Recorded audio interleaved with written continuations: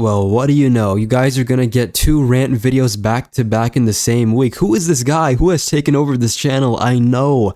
But today, this is something that I wanted to get off my chest. I should just stay on Twitter more often. I was on Twitter for like the past couple of days and I got rage baited so hard that I have to make another video based on my takes. Dude, I don't even know. I am getting inspired, but today you guys are not even gonna know what I'm going to be talking about. I know there's gonna be somebody in the comment section being like, "Oh my goodness, guys, it's this. No, you don't know. You're trying to give yourself more importance, but it's not there.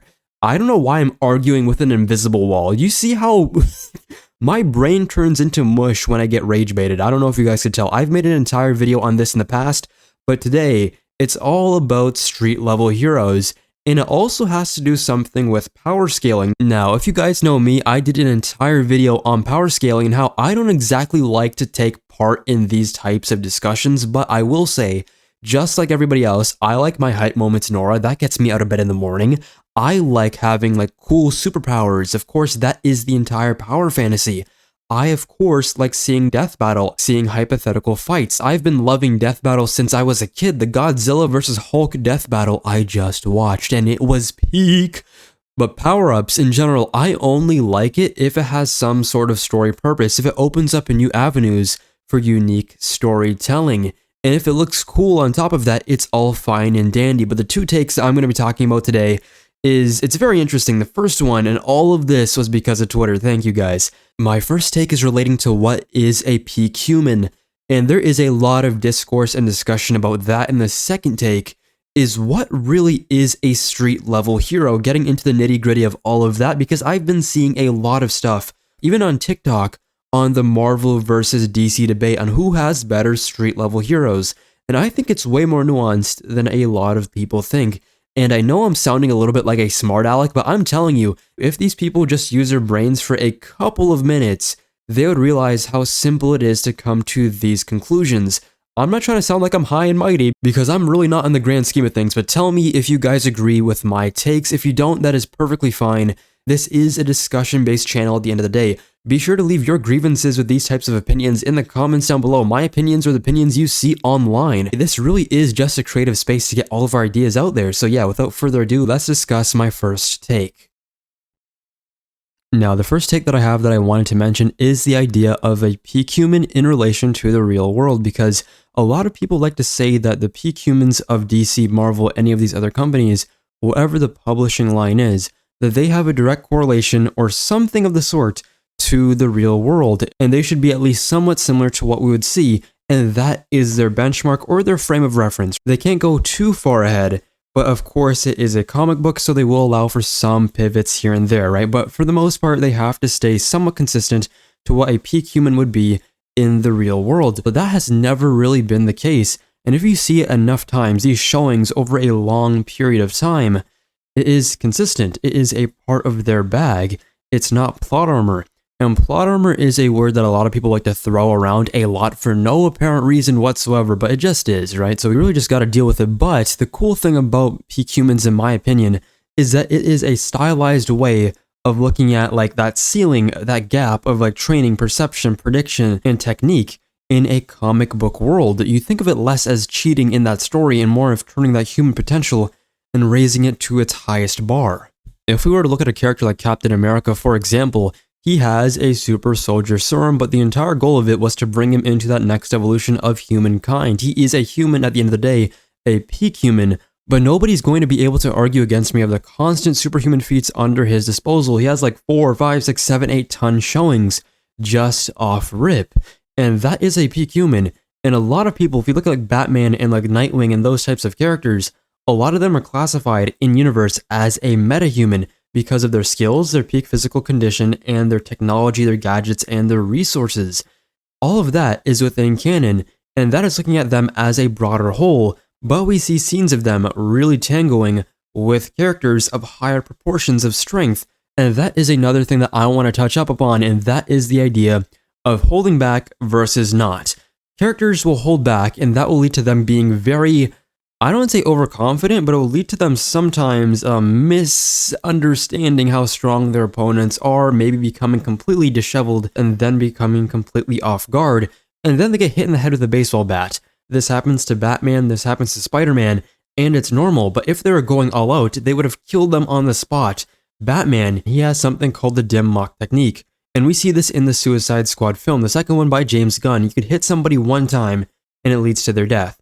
In any usual circumstance where Batman is going all out for a survival situation, it's his life or the other person's life, and it's for the safety of the entire universe, they would die immediately. But when they start using their abilities to a further extent, you see them tango with Killer Croc, Solomon Grundy, Man-Bat, all these characters that have 10 to 15, 20 ton feats, and that is with their bare hands. And that is completely fine. This idea that peak humans are higher level than the humans in our reality is quite complicated to say the least. And I just really want to attack the idea that peak humans cannot be superhuman, because if you look at any other source of media, whether it's from ninja types of like games, movies, and television shows to even things like anime, all those characters in Baki, they're humans, but nobody's gonna tell me that they're not superhuman. Characters like, I don't know, anybody from Attack on Titan using those ODM or EDM gear, I forgot what the exact name was, but none of those circumstances are related to being a human. Any normal human will get like 3rd, 4th degree whiplash. I don't even know if that's a thing, but they would be cooked. Their neck would be, they would, their thing would just not be on pivot. It would just be off center.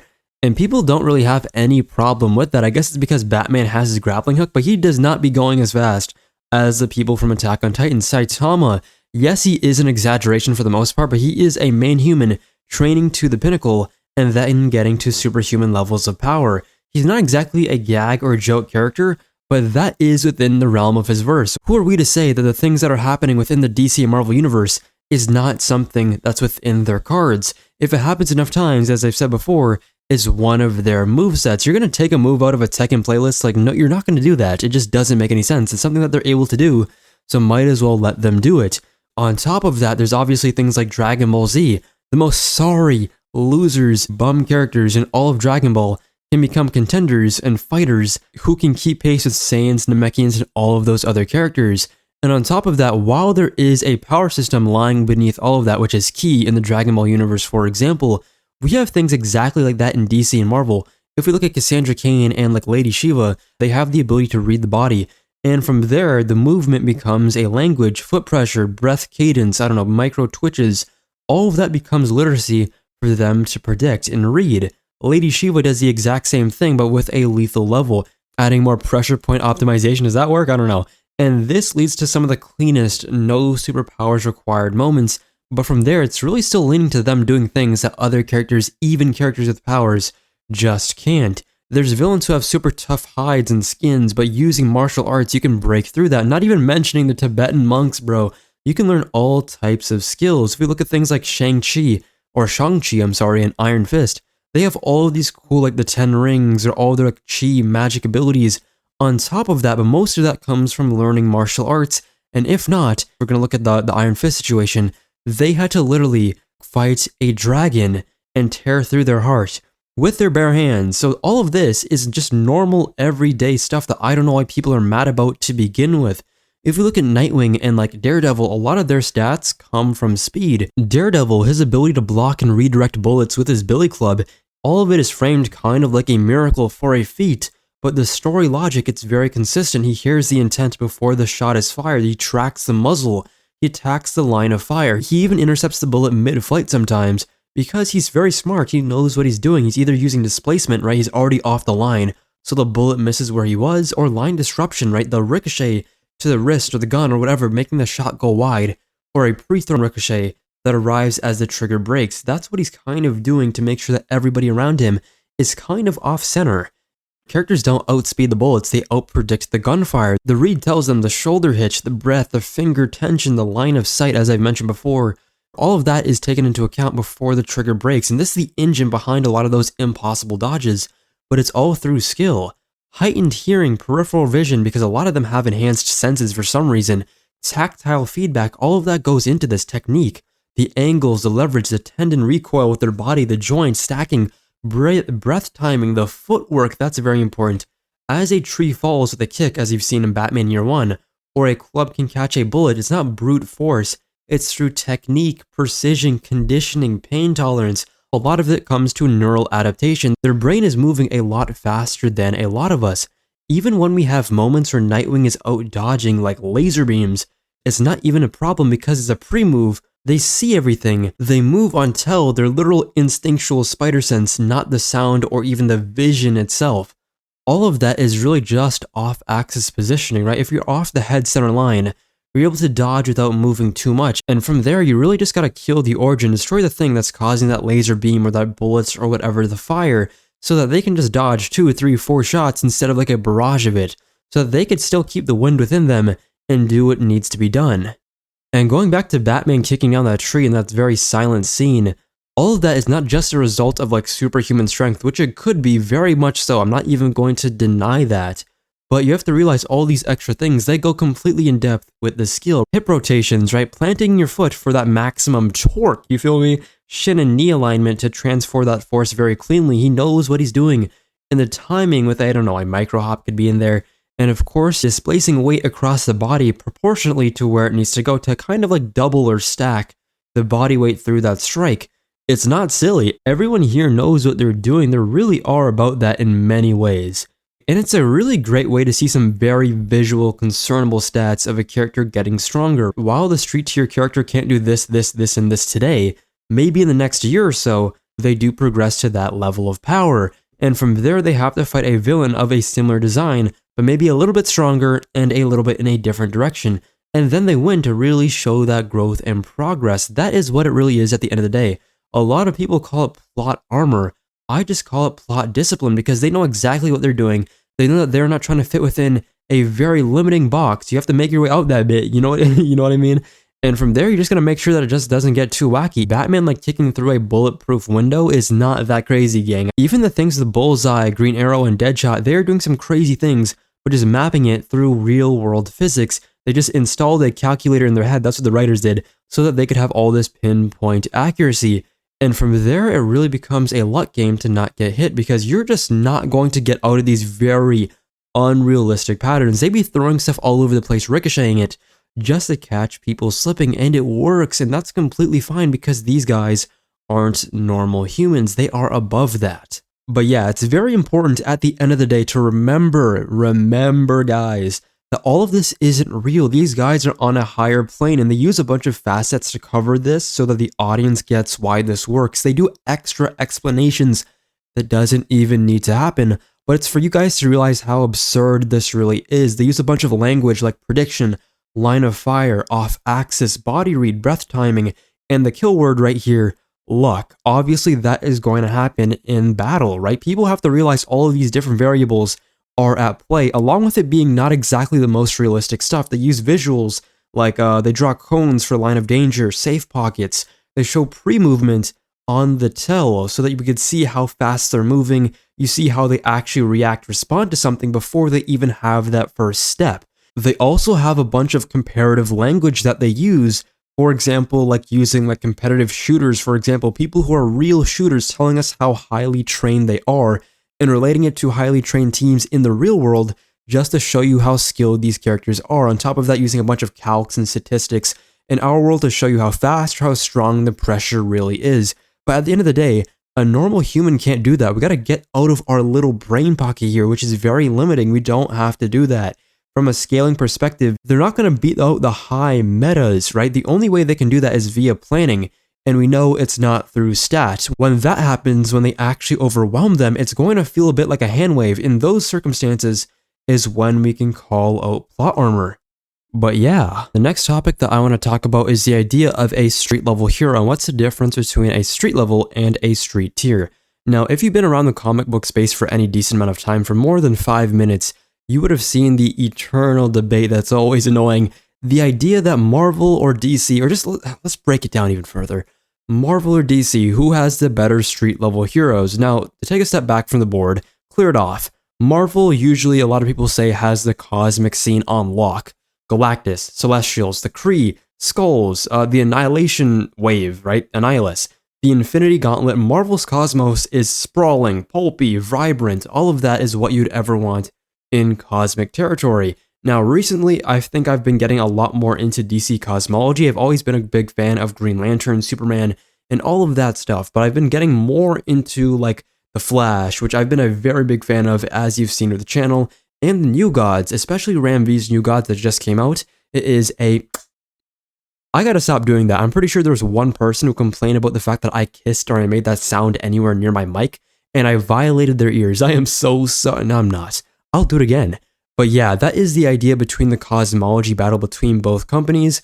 But at the end of the day, only one company had Jack Kirby infused into the lifeblood of its foundation when it was being built, and that was Marvel. When it comes to DC, their supernatural stuff is way better, and that's because I could just drop the floor with DC Vertigo, just drop that one imprint right there, and that just shuts off the field. The British invasion is probably the best thing to ever happen to DC lore, and that's not even bringing the fact of other mainstream magic users like Zatanna, like Etrigan, like all of those guys, Deadman.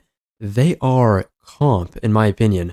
But making our way to the street level characters, fans always say Marvel does street level better, but what they mean by this is Marvel heroes are built to inhabit these grounded settings. Marvel, just like James Gunn said, is a bunch of heroes getting plopped onto a quote-unquote realistic world. There isn't really any world building in terms of America in that New York setting where a lot of heroes are. It usually is just a bunch of concepts and characters brought together. Spider-Man, he swings through these boroughs. Daredevil prowls Hell's Kitchen. Luke Cage, he defends Harlem. Punisher, Jessica Jones, Moon Knight, all of these guys bleed into that New York grit. They're human-sized stories, crime bosses, assassins, gangs, all of these stuff, vigilante wars, gang wars. I don't even want to bring up that word ever again. The amount of trauma I've got from that event. But Marvel brings all of that early New York DNA into it, and it makes it feel consistent, unified, and very easy to point to. And that's why a lot of people say that Marvel has better street-level characters. But I want to bring into consideration how much more nuanced this discussion really is, because while DC has a lot of great street-level characters like all of the Bat family, all of the Arrow family, the Question, and more, Blue Beetle, Peacemaker, a lot of those characters are in there. Street level usually means a hero who is bound to one city or neighborhood, dealing with human-scaled threats, whatever they may be. And then there's street tier, who's like, no matter what their capability is, they spend time in that city-bound sandbox, and that's because they're kind of limited to that wall or at most building, maybe city level. But to break this down even further, DC has something special, which is cosmic and street level hybrids. If you look at Superman, for example, sure, you can hear a cry for help on the other side of the planet, but his core is Metropolis. He spends much of his time saving construction workers from accidents and defending street corners from like purse snatchers or something, as he does brawling Darkseid in the streets, bro. That is a street level hero, written at times at a god level scale. Of course, Wonder Woman, she is an ambassador for peace. Sure, she can be very boots on the ground, of course, in Washington, D.C., in New York, wherever she might plant herself. What's it called? Gateway City? She is in these spaces. But also this only happens when she's not fighting against Ares, circling Olympus. She's stopping muggings, breaking, trafficking rings. But her mythology in and of itself, it flies upwards. But unlike a lot of other heroes, she has that mythological villain rogues gallery, which of course is like Medusa, and then she also has that street level rogues gallery, which is like Cheetah, kinda, Dr. Poison, a lot of those characters, Giganta, characters who fit within those natural supervillain kind of wavelengths. And then there's the Flash, whether it's Barry or Wally. He is a patron saint of that central keystone area. They even built a bridge between both of those cities. Yes, he can time travel. Yes, he can break through dimensions. He can outrun death, but he still will stop to save a dog from traffic. That's where his presence really lies from. Shazam, he is a literal god who lives in Fawcett City. His heart is a kid's heart, grounded by the fact that his adventures can tilt to the cosmic, but his instincts are always neighborhood first. Green Lantern, he is a space cop, but he spends a lot of his time in Keystone City, and the flexibility that this gives is very much game-changing in my opinion. While Marvel kind of like flexes downwards towards the street, it has a separation, just like how DC does with their magic users and the cosmic. Spider-Man, Daredevil, Moon Knight, they hold the boots on the ground, they hold the line, while the Avengers and other characters hold and handle the cosmic. But DC, their icons, they can do both at the same time. Superman is the cosmic savior and your neighborhood fireman. Flash is a time god and a traffic controller. Wonder Woman, she is a mythic warrior and a peacekeeper on the street at the exact same time. And all of that is really baked into DC's strategy for world building, right? Creating all of this crazy multiversal stuff. The multiversal map while also building upon giving their characters, all of them, individual cities for them to take care of with their own unique problems, rogues gallery civilians, and even supporting cast. From there, it really creates three important storytelling effects. The first one, it's relatability on two scales. A god who helps, like a storekeeper is more emotionally powerful than a god who only fights gods. And the audience sees that as the myth and the man are there on the same page. And then there's a part where the city is a character. Gotham, Metropolis, Central City, Coast City, Fawcett City, all of this that I've said before, they're alive because their heroes live in them. Marvel has a New York shared sandbox, and DC, through their unique cultural cities, each bound by a protector, they're able to build a mythology on a cosmic and supernatural level, so they don't even have to leave the city, but even when they do, it leads to great storytelling. And finally, the scaling conflict is very smooth. Superman, his story can escalate from saving a cat to wrestling with Darkseid in the span of 20 pages, and that flexibility allows DC to pivot between tones faster than Marvel can usually do. So to wrap all of this back around, the reason why Marvel wins this street level debate most of the time is because of fan perception. In my opinion, Marvel should lead in terms of street tiers, while DC should lead in terms of street level because all of their icons are fighting on that street level. Marvel's marketing is locked towards their heroes who are on that grounded level. So for shorthand, they are heroes of the neighborhood. Everybody will see that. DC's icons look very big on the surface, so casual fans will look at it and miss the fact that they routinely operate on that street level. They're always there fighting the good fight. Superman, he isn't just a man who punches planets, he's the man who makes sure that your block is safe. Yes, sir! But yeah, guys, what do you think? Remember to leave your thoughts in the comments down below. Remember to like, subscribe, turn on post notifications so you know when a new video goes live. And make sure to leave down below in the comments what you guys think about this topic and my opinions. I am free to listen to whatever you guys say, and if I miss something, feel free to leave it down below. But this is my comprehensive thoughts on the street level that I really wanted to get out to you guys. But yeah, remember to like, subscribe, turn on post notifications so you know when a new video goes live. But yeah, see you all later, take care, deuces, peace.